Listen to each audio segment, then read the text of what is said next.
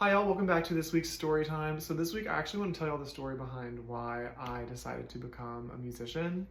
So it all starts back in fourth grade when I started taking piano lessons.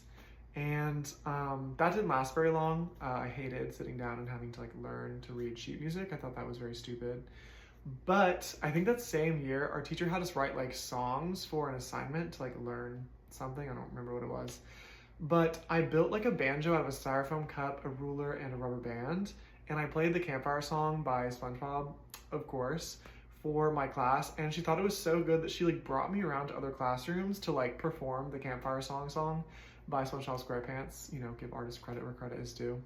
So that was my first tour. Obviously, I was 10 or whatever. And then I remember distinctly, in middle school, maybe a little younger, whatever, just somewhere in there, I would dress up with my sister, put on fully hot pink sparkly dresses, flapper dresses. Hashtag drag is valid. Hashtag drag is chill. And do routines to the Pussycat Dolls. So also check, girl. We singing, we songwriting, we dancing, we play instruments, except for apparently classical piano. And then in high school, I picked up music again when I went through my first breakup, and I started learning how to play Lana Del Rey covers on the piano, but just the chords, no sheet music. I just was doing a little thing. So I like that kind of thing, because you can do basic songwriting. Actually, you can do so much songwriting with that. Most pop songs are just some sort of chord progression. Not me giving away the secret, the industry secrets. Stay tuned.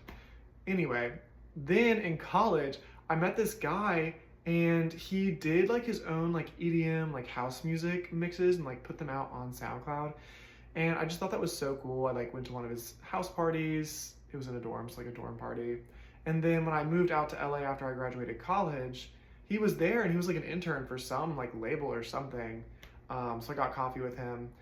And I think something just clicked at that point, because I was living in Los Angeles, and here is someone my age working in the music industry as a music professional.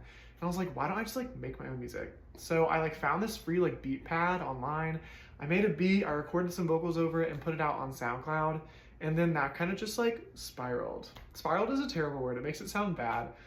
I mean, look at my earlier music. It is quite sad. I evolved, if you will.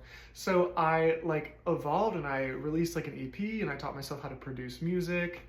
I taught myself how to songwrite, and then that kind of turned into me writing my first full-length album under my stage name, Anthony Magnolia. And then when I moved to New Orleans in 2021, I was like, fuck it, I'm just gonna do music. So I wrote What Makes a Man, and now we are here promoting ourselves. So thank you for sticking along. I'm almost out of time.